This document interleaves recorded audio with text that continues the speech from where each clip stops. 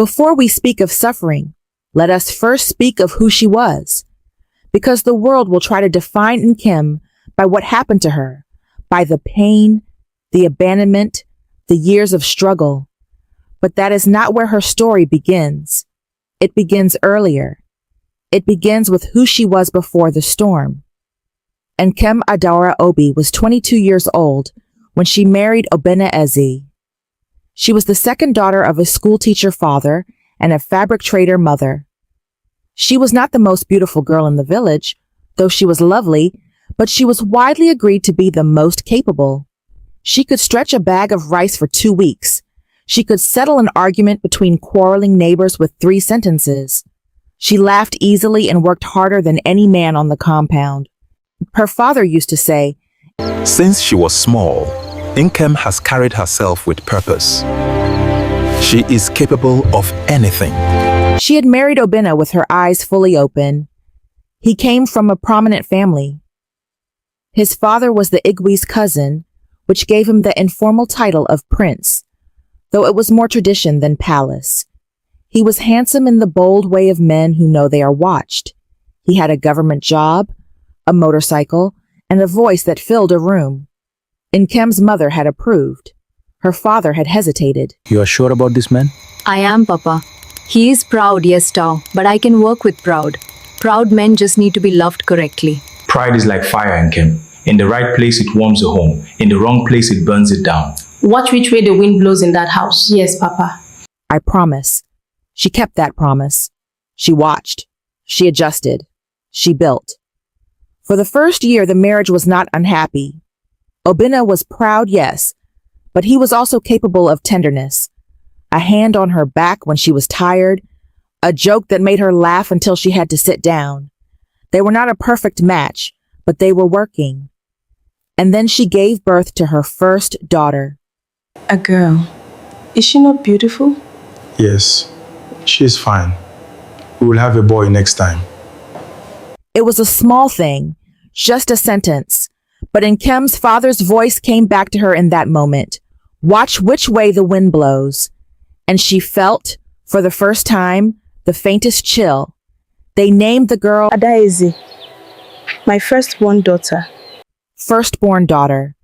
And Nkem told herself that next time, it would be a boy. And the time after that. And she believed it. The way young wives believe things when love is still possible and hope is still loud. The second daughter came 14 months after the first. Obinna held her briefly, handed her back, and asked Nkem that evening when she thought she would be ready to try again. The third daughter arrived 2 years later, during a difficult rainy season when the roof leaked and money was short. By this time, Obinna had begun to change in the ways that disappointment changes people. Quietly at first, then loudly. My uncle visited his son at university this week. The boy is studying engineering. His father went up to greet him, took photographs. Everybody was proud. That is good for them. A son carries a name forward. A son can be sent to represent the family. A son can stand where his father stood.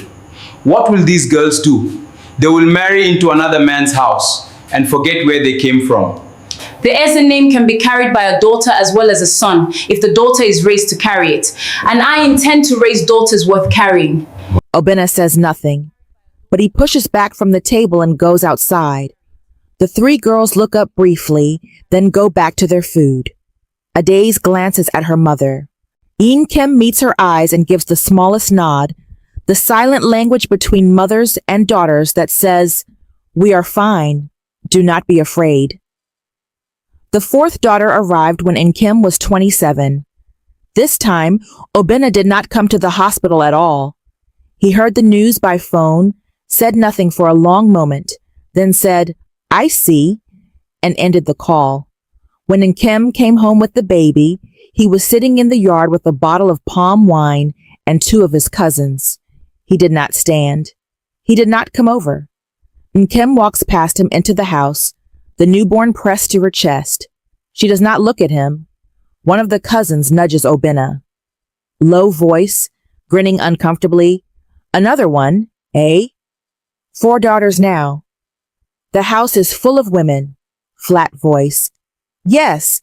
Inside, Nkem laid the baby down on the mat and sat beside her for a long time without moving. 3-year-old Neka came and sat next to her mother and put her head on her arm. Nkem kissed her hair. She did not cry. Not then. Crying was for when the girls were asleep. She named the 4th daughter Ugama, Eagle of Beauty, because even when the world could not see the beauty in her daughters, Nkem intended to name it clearly. Poverty had crept into the house alongside Obinna's bitterness. His government job had grown unstable. He blamed the government, his colleagues, his stars, never himself. Nkem had begun taking on washing for neighbors, selling small chops at the market gate twice a week, mending clothes by lamplight. She did not ask Obinna to help more. She had learned by now that asking him for things he couldn't give made him angrier. She simply found ways, but finding ways has a cost, and the cost was paid in sleep that didn't come, meals she skipped, and the slow, quiet erosion of her own body. She was 27 years old, and her hands already looked 40. She knew she was pregnant before the test confirmed it. Her body had learned to tell her things early. It had done this 4 times now, and had its own language that she understood. She sat with the knowledge for 3 days before she told Obinna. Those 3 days were the last peaceful days she would have for a very long time. I am pregnant. How far? About 6 weeks. I want to be honest with you. I cannot continue to live this way. 4 daughters, no son. My family asks me questions I cannot answer. My father is embarrassed. I am embarrassed. You are embarrassed by your children? I am embarrassed that I have no son. There is a difference. Is there? Because when Adaize hears you speak of daughters like a burden. If this child is another girl, I cannot promise that this arrangement continues. I need a son. Every man in this family has had sons. My grandfather had 8 sons. My father had 4, and I have 4 brilliant daughters. And another child on the way that you are already punishing before it is even born. If it is a girl, Nkem, I am telling you that do not come back to this house with her. I mean it this time. I am not speaking in anger. I am speaking plainly. I hear you. And I heard you. She did not argue further. She did not plead. She did not break. She had heard him. She had filed the information in the part of herself that prepared for hard things. And she had begun quietly, from that moment, to prepare. Pregnancy number 5 was different from the others. Not in the physical sense, though her body was tireder now, slower to recover, louder in its complaints. It was different because this time, Nkem was carrying the child while simultaneously carrying the knowledge of what might happen when it arrived. She was building a wall around herself while also keeping the door open for love. It was the most complicated thing she had ever done. Let me so. Everything looks well. The baby is positioned correctly. Are you eating enough? Yes. Nkem, I have seen 4 of your pregnancies. I know your face. Are you sleeping? When the children sleep. And you have the party. And your husband, is he supportive? He is present. If you ever need anything cool, anyone to talk to Tui, my door is open. You understand? Thank you, Auntie. Obinna's behavior during those months was a specific kind of cruelty, not always dramatic, but constant and erosive. He stopped eating dinner with the family. He began spending nights at his cousin's house without explanation. When he was home, he spoke to Nkem only about logistics, money for the children's school, repairs the compound needed, as if she were a housekeeper he was reviewing, not his wife of 7 years. She used to know how to reach across that space.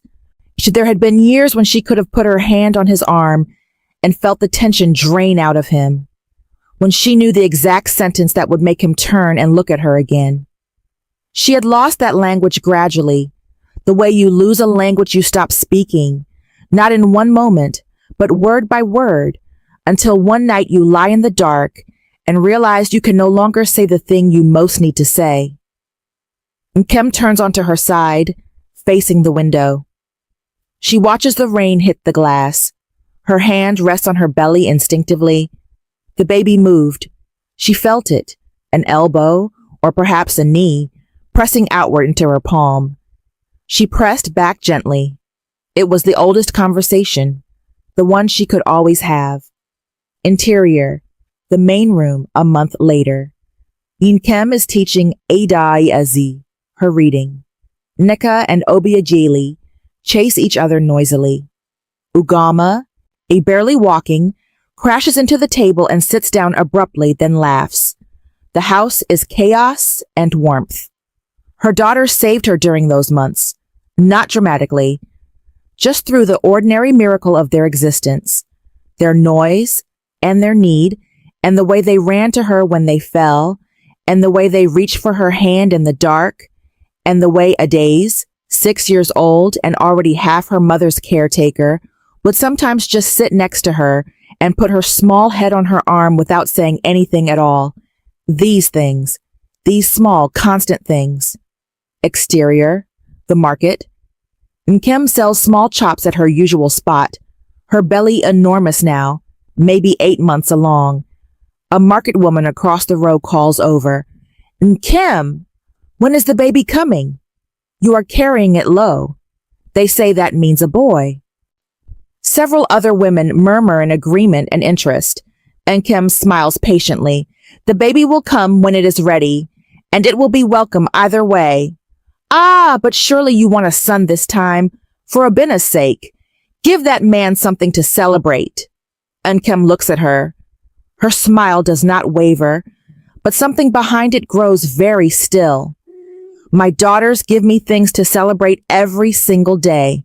If this child is a girl, that will be 6 celebrations. I am not a woman who struggles to find reason for joy." The market woman laughed and moved on. Nkem turned back to her wares.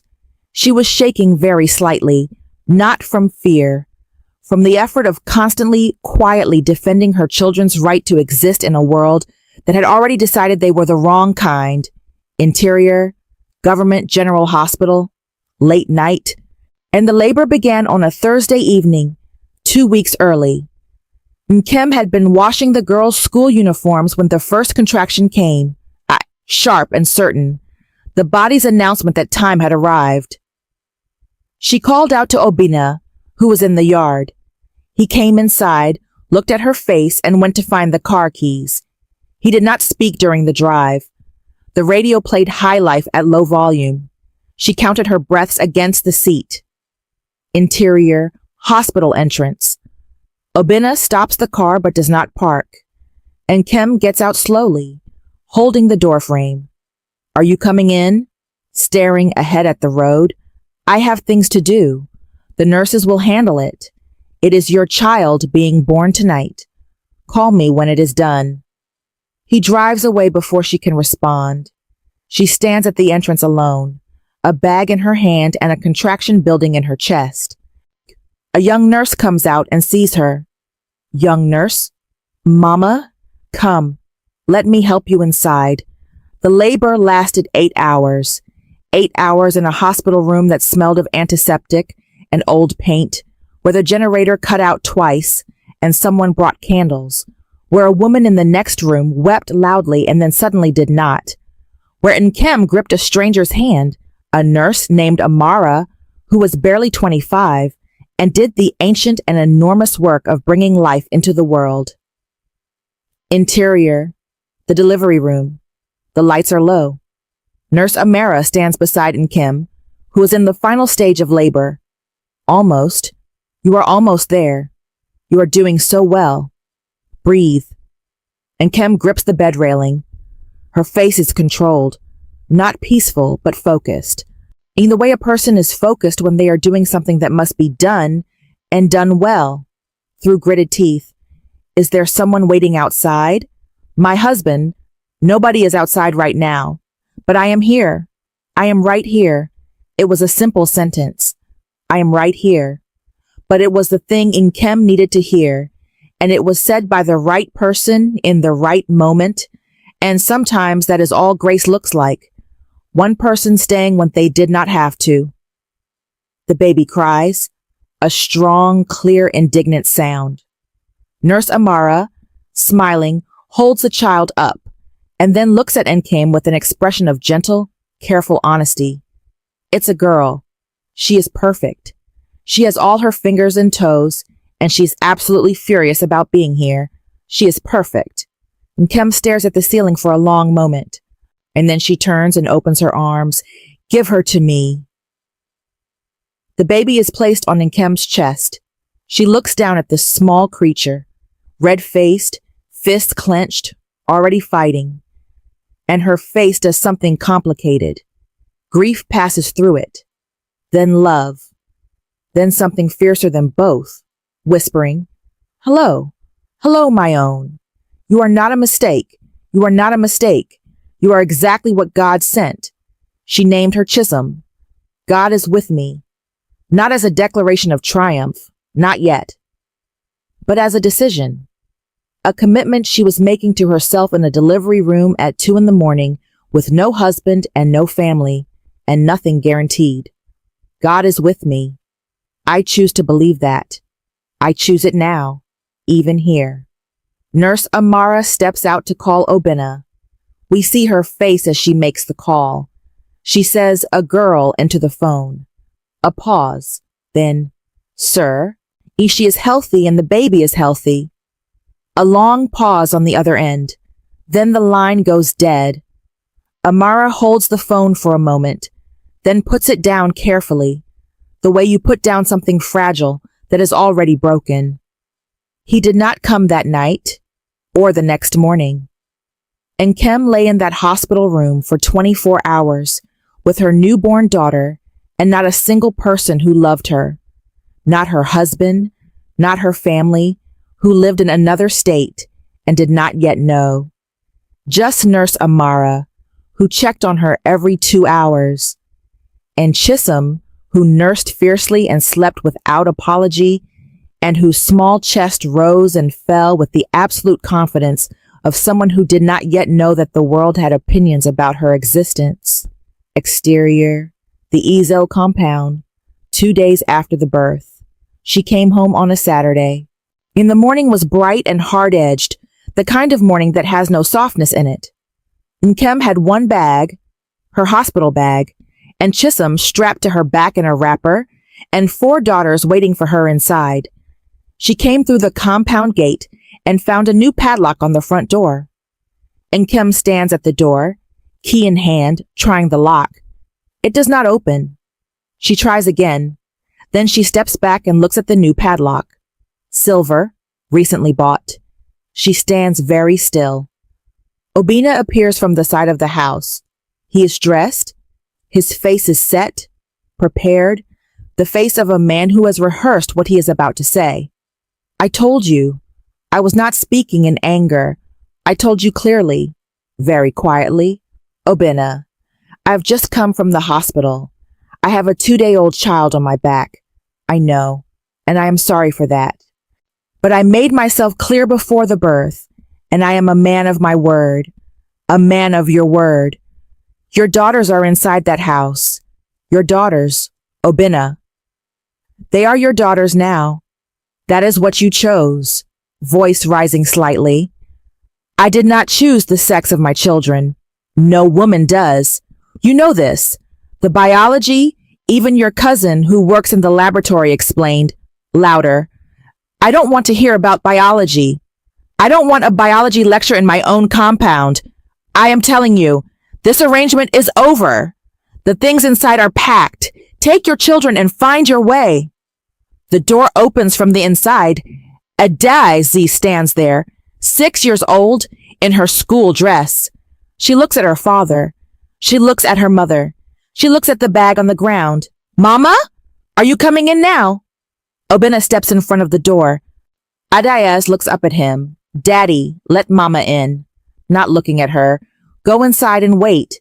"But Mama," sharply, "I said go inside." Adaise flinches. She does not go inside.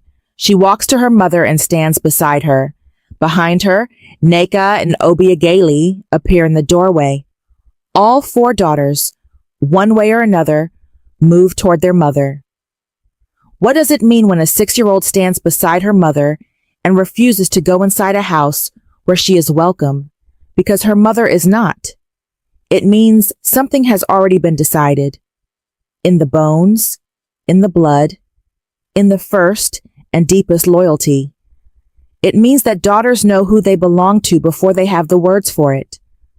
Obinna goes back inside and brings out a large bag, clothes, the girls' school books, a few kitchen items. He sets it at the gate. That is everything of yours. And the compound belongs to my family. You never had your name on anything here. He goes inside and closes the door. A few neighbors have gathered at a distance. Some watch. None step forward. The only sound is Chisholm, beginning to fuss against Nkem's back. 6-year-old Adais reached down and picked up one handle of the bag. She waited for her mother to take the other. She had never carried a bag that size. Her face was absolutely determined. Nkem looks at her daughter, then at the closed door, then at the watching neighbors. She takes the other handle of the bag. She adjusts Chisholm against her back. She lifts her chin. They walk out the gate together. 5 of them. 1 mother and 4 daughters and a baby. In the whole history of loss, there are few images as precise and devastating as this one. But there is also, if you look closely, something else in how they walk. Something that is not defeat. Exterior/interior. A market awning. A church porch. Night. The first night they slept outside, Nkem told her daughters they were on an adventure. She said it with such conviction that Obiageli, 2 years old, actually smiled. She found an awning at the edge of the evening market, behind a stall that had been locked for the night. The ground was hard. She spread the one large wrapper over all 4 older girls and sat upright with Chisholm nursing at her chest. She did not sleep at all. Night, the market awning. The street is mostly empty. A single security light casts orange shadows. The 4 girls are arranged under the wrapper, Neka and Obiageli already asleep, Ugama close to it. Addis lies with her eyes open, looking up, very quietly, so only her mother can hear. Mama, what is going to happen to us? Good things. That is what is going to happen to us. I know it does not look like it tonight, but good things. Where will we sleep tomorrow? By tomorrow, I will have found something. You know I always find something. Did we do something wrong? To make Daddy? Firmly, immediately. No. Listen to me, Adaizi. Look at me. Adaizi turns. Nkem holds her face with her free hand. You did nothing wrong. Not you, not Neka, not Obiageli, not Ugama, and not this new baby who has only been in the world for 2 days. None of you did anything wrong. Your father made a choice. His choice belongs to him. Do you understand me? Small voice. Yes, Mama. You are not a mistake. You are the best thing in my life. All 5 of you. Say it back to me. We are not a mistake. Louder. A little louder. We are not a mistake. Good. Now sleep. Adaiz closed her eyes, and Nkem kept hers open and watched the street. Every figure that passed in the dark, she tracked. Every sound she categorized. Safe or not safe. Threat or not threat. She was 28 years old, and she was doing what mothers have always done when the world shows its worst face. She stayed awake so her children could sleep. She stayed awake, and she made plans, and she prayed, and she counted her daughter's breaths, and she did not let herself fall apart. Not yet. Not here. Not in front of them. A rat runs along the base of the stall wall, and Nkem watches it pass. She shifts her body slightly to block the gap where it came from, in between her daughters and the dark. She spent the second night at a church porch. The pastor's wife took pity and let them sleep inside on pews, gave the girls bread and Milo in the morning. The third night, in the one-room home of a distant market acquaintance named Bose, who had 2 children of her own and a small space that should not have held all of them but did, barely. Each morning, Nkem walked out with her daughters to school and herself to whatever work she could find, and each evening she assembled them somewhere that had a roof, and she called that home. Various locations, the first weeks and months. There is a particular humiliation in asking for work and being told no. Not once. Anyone can withstand once, but repeatedly, daily. When you have 5 children who need to eat, and you are standing in front of a man or a woman who has work to give, and they look at you, at your clothes that are clean but worn, at the baby on your back, at the tiredness in your face, and they say no. That particular humiliation, experienced over and over, has the capacity to crush a person entirely, unless the person decides it will not. Exterior, a restaurant back door. Nkem stands holding Chisholm against her chest. A heavy-set restaurant owner leans in the doorway. I can wash dishes, clean the floor, peel vegetables, anything you need. I'm a hard worker. You will not regret it. Looking at the baby, I cannot have a baby in my kitchen. She will not disturb your work. She sleeps most of the time, and when she does not, I will manage her quietly. I promise you she will not cost you anything. And if she cries, if a customer hears, then I will take her outside until she is calm. Sir, I'm not asking for charity. I'm offering work. I'm asking only that you give me the chance to do it. The owner studies her for a long moment. Something in him shifts slightly, not generosity exactly, but perhaps the recognition of someone who will not fold. You start at 6, no baby in the cooking area. You work until 11. I pay by the day. She worked that job for 4 months. She washed more dishes than she could count. She peeled mountains of yam and oceans of tomatoes. She scrubbed floors on her knees with Chisholm in a cloth on her back. The baby's warm weight a constant comfort. The money was small, barely enough. But barely enough was better than nothing, and Nkem had decided, firmly and without negotiation with herself, that barely enough was her starting point, not her destination. Exterior, a neighborhood road, evening. Nkem returns from work, Chisholm on her back. She stops at a woman's roadside stall, a groundnut seller, and counts money into her palm for a small bag. You are the woman with 5 daughters, Abi? I heard what happened with your husband. Carefully. What did you hear? That he put you out for having girls. Is it true? Nkem considers her answer. She takes her groundnuts. I have 5 daughters, and I'm building a life for them. That is what is true. Good evening. She walked away before the woman could say anything more. She had learned quickly that the world had opinions about her situation. Some sympathetic, some judgmental, and some simply curious in the way that other people's suffering makes people curious. She had learned that she could not afford to spend energy on any of it. Every bit of energy had a purpose. The purposes were feed the girls, house the girls, keep the girls in school, build the next step. Interior, their rented room, a single room with a curtain dividing it. Barely enough space for the mat where all 5 girls sleep, and the small corner where Nkem works and prays. Evening. The 4 older girls do their homework by lamplight. Nkem nurses Chisholm and watches them. Mama, I need a ruler for school tomorrow. I will find one tonight. You will have it. Mama, my uniform has a hole. Show me after homework. I will sew it. Mama, when did you last eat? Nkem looks up. Ikadadzi is watching her with that particular gaze, the one that is too old for 6. At the restaurant. That was this morning. I am fine. Do your homework. Getting up. I saved some of my rice. Adasi's, already at the corner, retrieving a small covered bowl. You always feed us first. But who feeds you? She brings the bowl and sits beside her mother. She places it in Nkem's free hand. Nkem looks at the bowl. She looks at her daughter. Something in her face threatens to break, but she holds it. Barely above a whisper. Thank you, my firstborn. She ate the saved rice. every grain of it.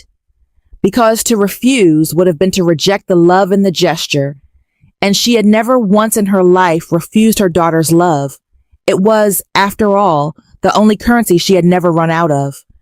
It is said that when God decides to change a person's story, he does not send an angel with a loud announcement.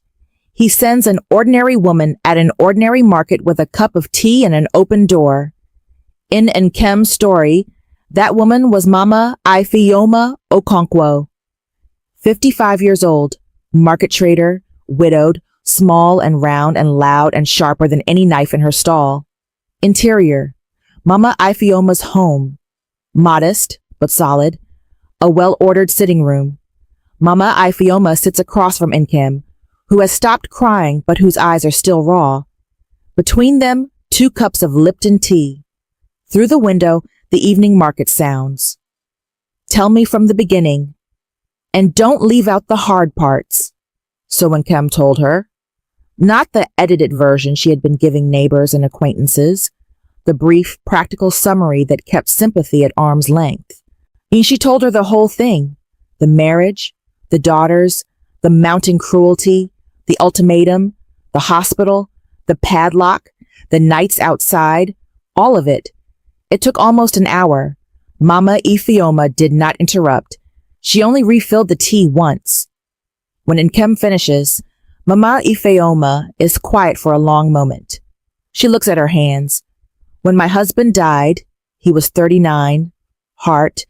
I had 3 children and 17,000 naira to my name. I was in this town where I knew nobody. I went and sat in the market on the first day and I did not know what I was selling. I just sat there. What happened? A woman came and sat beside me. She didn't say much. She just started talking to customers who passed, as if we were both selling something together. She taught me the language of the market over 3 weeks, never asked for anything. I just came and sat with me every day until I knew how to do it on my own. Who was she? I don't know her name. I never asked. And one day she didn't come back. I've been waiting to pay it forward for 15 years. A long pause. The tea steams. I have a hardware and provision stall at the main market. It does well. I'm getting old and my back is not what it was. I need someone I trust to work it with me, and eventually to run it when I cannot. I don't know anything about hardware. I didn't know anything about trading when I sat in that market the first day. You will learn. You are not the kind of woman who doesn't learn. Quietly. You don't know me. I have watched you for 4 months. I know what I need to know. Nkem looks at her. Something is building behind her eyes. Not hope exactly, because she has been careful with hope, but the first element of it, the precondition. Why? Because that is how it works. Somebody did it for me. Now I do it for you. One day you will do it for someone else. That is all. And Nkem presses her lips together. She looks out the window. When she looks back, her eyes are wet, but her voice is steady. I will work harder than anyone you have ever employed. Standing, the interview apparently over. I know you will. Come Monday at 7. Now let me see these daughters I've been hearing about. She went to the door and called them in. The girls had been waiting outside in the compound, quiet and patient, in the way of children who have learned that their mother's conversations sometimes determine the next meal. They filed in, Adais first, Chisholm last on her mother's hip. Ian stood in a row and greeted Mama Ifeoma with careful, properly accented Igbo, because Nkem had raised them with their greetings intact regardless of what else was crumbling. Examining them one by one, genuinely impressed. These are your mistakes? Your curse? Those are my daughters. To the girls, very seriously, I am Mama Ifeoma. Your mother and I are going to work together. You will call me Mama Ifeoma. Do you understand? The girls nod. Good. And then Nkem sat among them and felt the tectonic plates of her life shift. Not back to what they were, but forward. To something new. Something that was, possibly, going to hold. What follows is not a simple montage. It is years. Real years. With the full weight of real time in them. Years of early mornings and sore backs and school fees and fevers and examination stress and small triumphs and setbacks and the slow accumulating work of building a life from the ground up without anyone to share the weight. The hardware stall became Nkem's education. Mama Ifeoma taught her everything. How to source goods, how to negotiate with suppliers, how to read a customer's need before they articulated it, how to keep accounts in a notebook she carried everywhere, how to extend credit wisely and withdraw it when necessary. And within 8 months, Nkem was running the morning shift alone. Within 2 years, she was the one teaching the new assistant. Interior. A small but brighter rented apartment. 2 rooms now, not 1. IAE's 10 sits at the table with textbooks arranged in careful order. Neka, 8, practices her alphabet with her tongue between her teeth. Obiageli, 6, and Ogoma, 5, share a book about animals. Chisom, 2, sleeps in the corner. On the wall, a sheet of paper with the word rules, written at the top in Nkem's handwriting, followed by, we study every day. We respect each other. We do not waste food. We do not say I can't. She built the rules slowly with her daughters, not for them. Each rule was discussed. Each rule had a reason that she explained in words they could understand. We do not say I can't, because the mouth practices what the brain believes, and we need our brains to believe they can. Adaz, at 6, had asked, what if something is actually too hard? And Nkem had said, then you say, I haven't learned this yet, and you go and learn it. Adaz had written it down. Exterior, the school gate, morning, years later. Adaz, 13, walks through the gate with the focused purpose of a girl who knows exactly why she is there. She greets her teacher with a full bow, receives a nod of approval, and goes to her seat. Her classmates are still talking. She is already open to the first page. Adaraz was brilliant in the way that surprised people who expected otherwise, not because she was a girl, but because she came from nothing. And the world had a habit of expecting nothing from people who came from nothing. She won her first academic prize at 11, a mathematics award. She came home with a certificate and held it up, and Nkem had held it and wept, not quietly, not contained, but fully and without apology. And Adaraz had stood there solemnly accepting her mother's tears as the appropriate response. Interior, evening. The daughters help Nkem prepare food, each one with a task, from the oldest to the smallest, the task scaled to age. Chisom, now 4, is in charge of stirring the small pot. This is a pot with no fire. She stirs it with great seriousness. Everyone pretends not to notice. Mama, Obiageli said my drawing is ugly. I said it was interesting. That is not ugly. You said it with your ugly face, not looking up from the pot. Obiageli, so was the drawing interesting or ugly? Obiageli, pause. Interesting. Thank you. Neka, next time someone says your work is interesting, ask them which part they found most interesting. That is how artists improve. Neka considers this. She seems pleased. Mama, what is my talent? What do you love to do? I love to organize things. Then that is your talent. There is a whole world that needs organizing. Go and organize it. They laughed. The kitchen was small, and the food was not always enough, and the year was hard in ways Nkem did not share with them. But the kitchen was full of voices, and the voices were hers. These 5 voices she had carried into the world and kept alive with her own body, and would spend every remaining day of her life making sure were heard. They were not a lack. They were everything. Interior, night. All 5 girls asleep. Nkem sits at the window with her account book. She runs the numbers, as she does every night, moving money between needs, finding small ways to stretch it further. The light is low. Her hands are rough from years of work. Her face, at 35, is the face of someone who has lived in full, marked by time, yes, but also by purpose. She had stopped grieving Obinna a long time ago, not in a dramatic moment. There was no single night of resolution, no speech she gave to the darkness. It happened the way healing happens, gradually, then completely.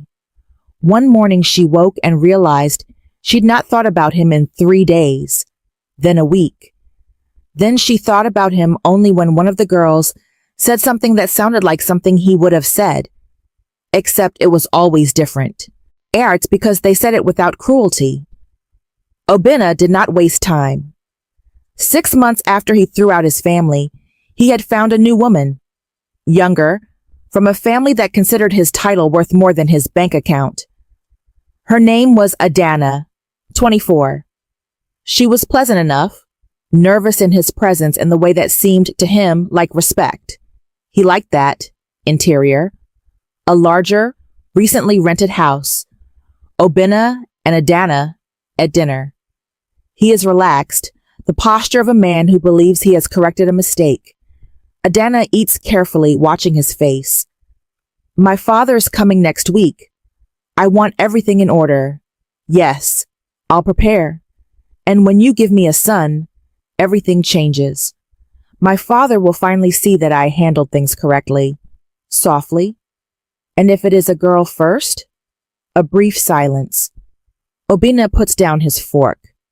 It will not be. Adana looked at him, and in that moment, something passed behind her eyes that she could not have named yet, the first faint shadow of something she would spend years learning to read. The child was a boy. Obinna celebrated with the conviction that bordered on religion. He slaughtered a goat.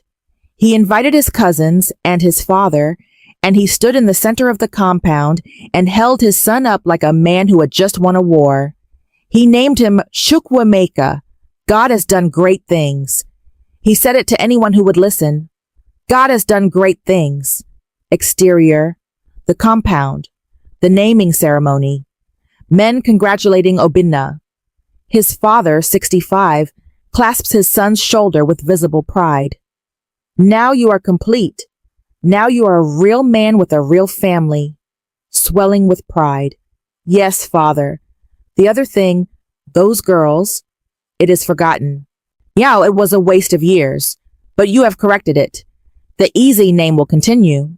The other thing, those girls, as if they were a drafting error, a rough sketch that had been crumpled and thrown away, as if Adayis and Neka and Obiageli and Ugoma and Chisholm were not at that very moment doing their homework by lamplight in a single rented room 2 kilometers away, absolutely alive, absolutely present, absolutely more than he could see. The boy was not what Obinna had imagined. This is not the boy's fault. No child is responsible for being a poor fit for a parent's fantasy. But Obinna had imagined a son who would walk like him, think like him, carry his name with his head high. What he got was a child who was difficult from the beginning, colicky as a baby, stubborn as a toddler, angry as a schoolboy, unreachable as a teenager. Interior, the sitting room. Amika, 8, has knocked over a decorative vase while running inside. Obinna stands over him. How many times? How many times have I told you not to run in the house? Not looking up. Sorry. Sorry is not enough. You have no discipline. You have no sense. Muttering. Then why does it matter? What did you say? Louder, standing now, something burning in his eyes. You're always angry. No matter what I do, you're angry.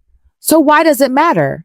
Obinna stares at this boy, this son he prayed for, and feels something he cannot name, a confusion that goes deeper than parenting. The boy was not wrong. Obinna had traded one form of disappointment for another, and he had not yet understood that the disappointment lived in him, not in his children. He had believed that a son would fix something. He had not examined what the something was. So when the son arrived and the something remained unfixed, He turned the same tools on the boy that he had turned on Nkem. Cold withdrawal, harsh expectations, the devastating silence of a father who wants something from a child that no child can give. Interior. The dining room, years later. Emeka, 14, sits across from Obinna. A school report card is on the table between them. The grades are poor. Adana stands in the doorway, her arms folded, not in anger, but in the practiced posture of someone managing the temperature of a room. Explain this to me. What do you want me to say? I want you to say that you are going to do better, that you understand what is at stake. I'm going to do better. Say it like you mean it. Flat, empty. I mean it. Nobody believes anyone in this room. Adana looks out the window. Obinna looks at the report card. Emeka looks at nothing. There were other problems too. Adana had grown into a woman who was tired in the way that certain marriages make women tired. Not abused, not broken, but ground down by the steady weight of a man's disappointment with everything. She had never been the thing he wanted either. She was a placeholder for a vision. She had begun to understand this. Interior, the bedroom, late night, Obinna and Adana. He is awake, staring at the ceiling. What are you thinking about? Nothing. You think about nothing very loudly. He doesn't answer. A long silence. Carefully, I heard something at the market today about Nkem's daughter, the oldest one. She won some kind of scholarship, a full scholarship to study medicine. Obinna is very still. People are saying she is exceptional, that Nkem raised them all exceptionally. Who told you this? 3 separate people, in 3 separate conversations. Another silence. Obinna turns onto his side, away from her. Go to sleep. But he did not sleep. And in the dark, the things he had told himself for years, that he had been right, that he had made a necessary choice, that daughters were a dead end and sons were a future. Those things, for the first time, developed cracks. Adaria studied medicine on a full merit scholarship. She graduated 3rd in her class. She came home in her white coat. Not for a photograph, not for show, but because she wanted her mother to see her in it before she changed into ordinary clothes. She walked through the door of their apartment, and Nkem looked at her daughter, and Nkem could not speak for a full minute. She simply stood and looked and breathed. Interior, the apartment. Adar Etzer, 23, stands in her white coat. Nkem, 44, stands opposite her. The 4 younger daughters are spread around the room, phones out, trying to photograph everything. Mama, say something. We are recording. Nkem walks forward slowly. She puts both hands on Adaze's face the way she always does, very quietly. Do you remember what I told you? The first night, when we slept outside, voice breaking slightly. You told me we were not mistakes. And do you believe it now? Fully crying now. I believe it now. Nkem pulls her in. They hold each other. Not the way you hold someone you are proud of, but the way you hold someone you survived alongside. The younger girls crowd in, a pile of daughters around their mother, laughing and crying at the same time. And the years followed. Nneka became a civil engineer. Obiageli got a government bursary to study law. Ugama, the 4th one, who had said from childhood that she loved to organize things, became a business administrator and was, by 24, running the operations of a company that employed 40 people.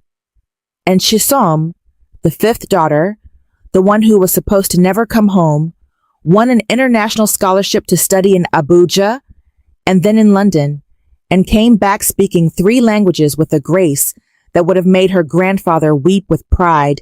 Exterior, a compound in the city, larger, busier. Nkem, now 46, moves between her market stall and Mama Ifeoma's expanded business, which she now runs. She is confident in the way of people who have had their worst fear arrive and survived it. She has a phone, a good one. She wears good shoes. Her hands are still rough from work, but they are held with pride. She never remarried, not because she was broken, but because she had filled her life so completely with purpose and love and work and daughters that there was no empty space that needed filling. Some people complete themselves slowly. Nkem completed herself early in the fires, and by the time the fires were done, she was whole. The crumbling of Obinna's life was not sudden. That would have been too clean.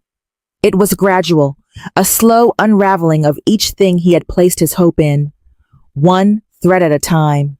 His government position was eliminated in a departmental restructuring when he was 47. He took the news badly, as men who believe their position is their identity tend to do. He was angry for a long time. He tried other ventures. They did not succeed the way he needed them to. His father died, and with him the credibility of the family name that had given Obinna his sense of rank. His father's land was disputed by uncles. The legal process took years. Interior. Obinna's house, the same one, but shabbier now. Less kept. Adana is packing a bag. Emeka, 17, sits in the corner watching his phone. Earphones in. Where are you going? My sister's. For a few days. Adana, turning, calm and final. Obinna. I have been here for 15 years. I came because you had a title and a job and a plan. The title is courtesy. The job is gone. The plan never included me. Not really. I stayed because of Emeka. But Emeka is almost grown, and I am tired. So you are leaving me. I'm taking a break. But if you want the honest truth, yes, I think I am. Emeka pulls out one earphone. Can you both not do this right now? To Emeka. This is your mother abandoning her family. Flat. She's not abandoning. She's leaving. There's a difference. Adana picks up her bag. She pauses at the door. When I married you, I thought your biggest quality was strength. But I've learned something, Obinna. It wasn't strength. It was rigidity. Strong things bend. Rigid things break. She leaves. The door doesn't slam. It closes quietly, which is somehow worse. Emeka failed his WAEC twice. He was not stupid. His teacher said this consistently, and it was true. He was a boy who had grown up without a model of how a man could be present and gentle and safe, and so he had built a wall and sat behind it, and from behind that wall, formal education seemed like a game he had not agreed to play. He eventually found his footing in a trade apprenticeship, a fact which Obinna found humiliating, though it was the first sensible thing that had happened in that house in years. Interior. Obinna's house. Now almost empty of furniture. Some sold, some taken by Adana. Obinna sits alone at a table. He has a beer, barely touched. On the table, a folded newspaper. He has circled a short article near the bottom of a page. We move closer. The headline reads, Young Doctor Awarded Fellowship for Community Health Initiative. Below it, a photograph. 80s, confident and bright in a blazer, in receiving a certificate. The caption, Dr. Adai's Ez, daughter of market trader Mrs. Nkem Ez. He sat with that newspaper for a very long time. He read it several times. He looked at the photograph of the woman his daughter had become. His daughter, whom he had told to take her mother and never come back. He put the paper down. He picked it back up. He looked at the word ease. His own name, carried forward by the daughter he had said was no daughter of his. His name, carried by the one he threw away. She was told it was a family meeting. Adai's, calling from the hospital where she now worked, said, Mama, can you come to this address on Saturday morning? We have something to show you. Nkem had tried to ask what it was. A DA's had said, "Just come, trust us." So she came. She was 50 years old, in wearing her church dress because a DA's had told her to dress well without explaining why. She arrived at an address in a quiet residential street, a row of good, solid houses, neatly painted, behind trimmed hedges. She was looking at her phone for the number when she heard her daughters. Exterior, the street. All 5 daughters stand in a line in front of a white gate. They are dressed well, some in traditional attire, some in professional clothes. Chizam, 22 and glowing, holds a set of keys. They all look like they're about to explode. What is this? What are you all, y'all? Close your eyes. Adays. In chorus, Mama. Nkem closes her eyes, laughing despite herself. Adays takes her hands. They walk her forward. The sound of the gate opening. A few more steps. Okay. Open. Nkem opens her eyes. In front of her is a house, modest but beautiful. White walls, a small garden with 2 mango trees, a veranda with chairs and a shade canopy. A banner above the gate that reads, "For Mama, from your girls, because you never stopped." Nkem does not move. It's yours, Mama. Fully paid. Title deed is in your name. Nkem stares at the house, then at her daughters, then at the house again. Her hands come up to cover her mouth, muffled by her hands. How? 5 years of saving. Together. All of us.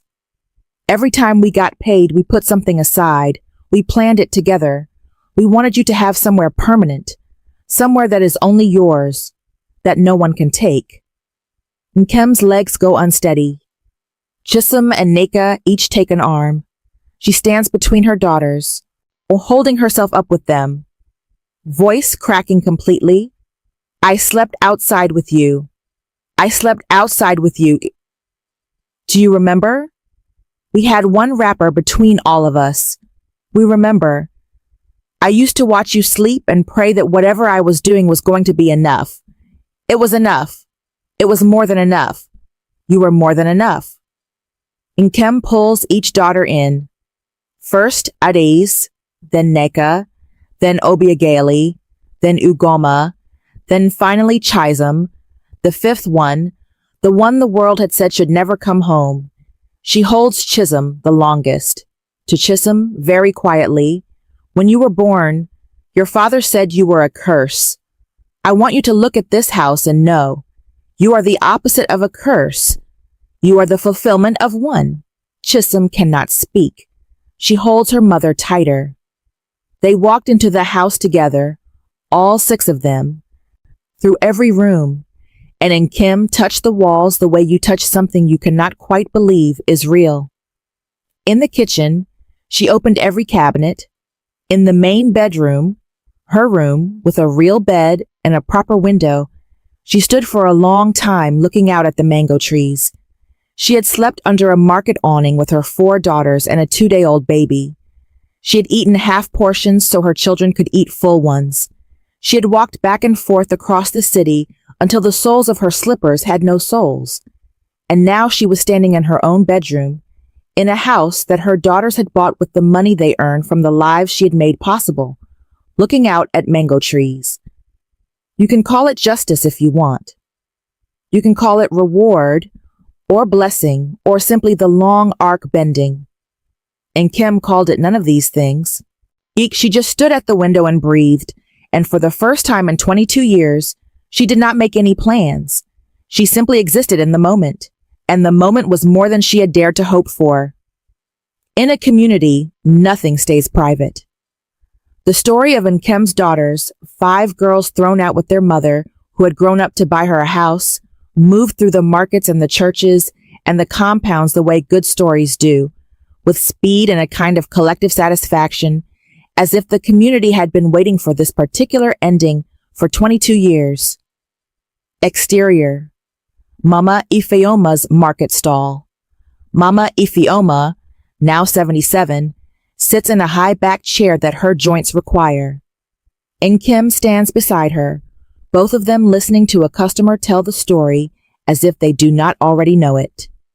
You heard about Nkem Ease and the one whose husband threw her away? Her daughters have bought her a house, in GRA area. All 5 of them, doctors, engineers, lawyers, they pooled money and bought her a house. The same daughters that man called a curse. The customer pauses, noticing Mama Efeoma's expression. You know her? Pointing at Nkem. That is her. The customer looks at Nkem. Nkem offers a quiet smile and goes back to arranging goods on the shelf. To Nkem, with genuine awe, Mama, how did you do it? Alone? 5 children alone? Without stopping what she is doing. I was never alone. I had 5 daughters. That became the sentence people quoted. I was never alone. I had 5 daughters. It made it onto a local radio program. A pastor quoted it in a sermon. A secondary school teacher wrote it on a blackboard and told her students to go home and tell their mothers. Interior, a neighbor's compound. An older woman who had watched the day Nkem was thrown out, who had not stepped forward. She is older now. She hears the story being told by her daughter. Her face holds the quiet pain of someone who sat on their hands when they should have used them. I was there that day, when he threw them out. You saw? We all saw. Nobody did anything. A silence. The daughter looks at her mother. Maybe that is the part we should think about. Communities are not absolved simply because one person survives their abandonment. The story of Nkem's triumph is beautiful. The story of what was permitted to happen to her is a different story. Both are true. Both matter. He came on a Wednesday. She found out later that he had driven past the house 3 times over 2 weeks before he stopped. He had asked around. He knew where she lived, had known for a while, the way you keep track of someone you've wronged. He parked down the road and sat in the car for 30 minutes. Then he got out. Exterior, Nkem's garden. She is sitting on the veranda with tea and a book she is not reading. The gate opens. Obinna walks in, stopping several feet away. He is 60 now. Heavier, grayer. The confidence is gone from his posture. He walks like a man who has been carrying something heavy for a long time and is tired of it. Nkem looks at him. She closes her book. She does not stand. She does not speak. She lets the silence carry the full weight of everything, because it deserves to. After a very long moment, Nkem, Obinna, you look well. I'm well, looking at the house. This is yours. My daughters built it for me. He nods slowly. He is looking at the garden, the mango trees, the veranda. He is also, you sense, looking at the distance between what this is and what he threw away. May I sit? A pause. Then Nkem gestures to the second chair. Sitting, hands on knees.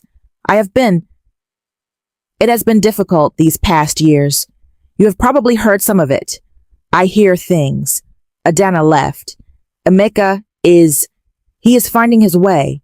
The job is gone. The land case is still in court. My health is not what it was. I am sorry about your health. Looking at her. You mean that. I mean everything I say. I always did. A long silence. Birds. The sound of a passing car. I was wrong. About everything. About the girls. About you. About what a son was supposed to give me. I had this idea, this picture, and I believed the picture so completely that I threw away real things for the idea of a thing. Yes, you did.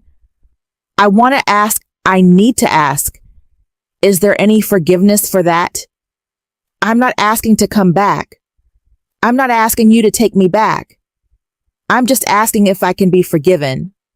And Nkem looks out at the mango trees for a moment, then at him. I forgave you a long time ago, not because you deserved it then, because I needed to. Carrying hatred is heavy, and I had 5 daughters to carry instead. The weight limit only goes so far. Exhaling, something leaving him. Thank you. But I want you to understand what forgiveness is and is not. It is not restoration. The door you closed it and you locked it and you walked away. I built something else on the other side of it. My life is not waiting for you. It went on. I know. You may come and greet your daughters if they agree to see you. That is your right as their biological father, if they choose to exercise it. But I will not choose that for them. Each one of them will make that decision herself. That is fair. It is not about fair. It is about theirs. They earned the right to decide. Each of them, through everything they lived through, earned it. Obinna looks at the photographs visible through the open door of the house. 5 daughters on the wall, young women, accomplished, whole. They are extraordinary. A small, complete smile. Yes, they are. You made them that way. They made themselves. I just made sure they had the space to do it. He stands to leave. He is at the gate before he turns back. What I called them, a curse. Quietly, you were wrong. That is the whole of it. With difficulty. I know I was wrong. I need you to know that I know. He leaves. The gate closes quietly behind him. And Nkem sits for a long time without moving. Then she picks up her tea and takes a long, slow sip, looking at the mango trees. This was not a love story, not that kind, but it was something important. A reckoning. A man who had spent his life believing that daughters were a deficit looking, 22 years too late, at the evidence against himself. Some people never arrive at that reckoning. Obinna arrived at it broken, late, alone. It was not enough to undo what he had done, but it was something. In the long accounting of a person's life, it was at least something. Nkem told them about Obinna's visit. She told them plainly, without drama, sitting at the kitchen table while they ate. She described what was said. She made no recommendation. She left the room and let them talk. Interior, the sitting room, all 5 daughters. Ade 29, sits with her arms folded, not closed but thoughtful. Nika, 27, is quieter than usual. Obiageli, 25, has an expression that suggests she is running legal arguments in her head. Ugama, 23, is watching her sisters. Chisum, 22, sits nearest the wall of photographs, under the image of herself at graduation. I don't know how I feel. You don't have to know immediately. What I know is that I'm not going to pretend he was not cruel. The cruelty was real. Whatever regret he has now doesn't undo what we lived. No. But I also don't want to carry it forever. In carrying it takes room. I need that room for other things. Quietly. He said I should never come home. He said it about me specifically. I was 2 days old. The room goes quiet. Everyone looks at Chisholm. I'm not angry. I tried being angry for a while, and it just made me tired. But I need him to know, if he is ever in the same room as me, that I turned out fine. Not because of him. Despite him. After a moment, then maybe that is enough. You don't have to forgive him, and you don't have to build a relationship, but you can let him see who you became. That can be his reckoning and your closure at the same time. Slowly, I think I could see him. Once. Just once. He does not get a relationship. He gets a visit if we decide, and that is all. That is fair. They sit with the weight of it. Mama raised us to be whole people. A whole people don't carry hatred forever, but they also don't pretend things didn't happen. We can see him once, and we can let him look at what he threw away and understand what that means. And then we go on with our lives. They all look at each other. Some nod, some don't, but none say no.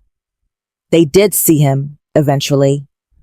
One afternoon, in that same garden, under the mango trees.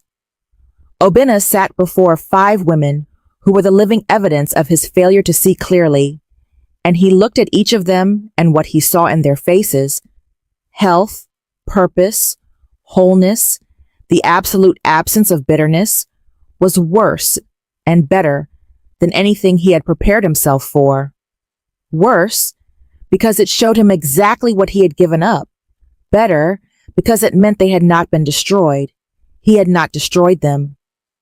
Chisholm stood at the end of the line. And when it was her turn, she looked at him for a long time without speaking. Then she said very simply, "I am Chisholm. God is with me.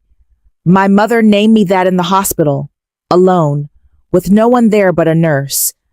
I want you to know that the name was true." She shook his hand and went inside. That was their whole conversation. It was the most powerful thing said that day. This is just a morning, an ordinary one. There is no event, no milestone, no visitor. Just a morning in Nkem's life, at 52, which is worth watching because of what it reveals. Interior, the bedroom, 6:30 a.m. The light is soft and early. Nkem wakes without an alarm. She has not used an alarm in years. She wakes up the way she has always woken up, with purpose, already moving toward the day. She makes her bed. She brushes her teeth and looks at her face in the mirror the way women of a certain age look, not with displeasure, not with pride, but with recognition. Hello, face. Still here, still working. She goes to the kitchen.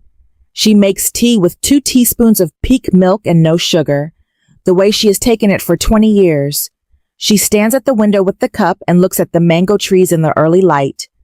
To the trees, just slightly, like a prayer. Another day. Thank you. Her phone rings. Adai's, calling from the hospital before her morning rounds, the way she does every Tuesday. Before Nkem can say hello, through phone. "Good morning, Mama. How did you sleep? Like a woman who owns her own bed. How is the ward? Busy. I have a child who came in last night with a fever. Very young, maybe 7 months. Now her mother was beside herself. I sat with them until the fever broke. How is the mother now? Relieved. Exhausted. The way mothers are. Take care of her too. Not just the child." Warmly. "I know, Mama. You taught me that." She hung up and finished her tea. She got dressed. Her good wrapper today. The green one, because she was going to the market, and the market deserved her respect. She moved through the house with the ease of someone fully at home. She touched things. A photograph here, a smooth counter there, not to check them, but because they were hers. Exterior, the gate. Nkem steps out into the morning street. She pauses on the step and looks both ways, not for danger, just to look. The sun is up properly now, and the air is warm and carries something good from the compound next door. Someone frying something. 20 years ago, she had stepped out of a hospital with a 2-day-old daughter and nowhere to go. 20 years ago, she had stood at a gate she could not open and listened to a lock she had not been given the key for. 20 years ago, she had carried a bag through a town that watched and said nothing, with 4 daughters and a newborn, and not a single certainty except the certainty that she would not give up. Now she stepped out of her own gate in the morning and walked toward her day. And the difference between those 2 moments was not fortune, not luck, not a husband's change of heart. It was 20 years of one woman's decision to keep walking. This is the last scene. And it is simple, because the truth, when you reach it after a long journey, tends to be simple. All 5 daughters have come home for the weekend. The garden is full. Ada, Sierra, and Neka sit in the shade of the mango trees, having a professional argument that keeps dissolving into laughter. Obiageli reads on the veranda steps. Ugama has reorganized the kitchen and is informing everyone of this fact. Chisholm, who flew in this morning and has been to 3 countries in the last month, is lying in the grass looking at the sky with her shoes off. And Nkem sits in the center of all of it, in her veranda chair, watching. She has a small smile that she is not performing for anyone, It is just there. From the grass without looking up. Mama, what are you thinking? That I cannot hear myself think. Is that a complaint? After a moment. No, it is the opposite of a complaint. Ugama appears in the doorway. Mama, I found a whole drawer of things in the kitchen that don't belong anywhere. I'm going to organize them. Thank you, Ugama. Do not thank me. It is my gift to the world.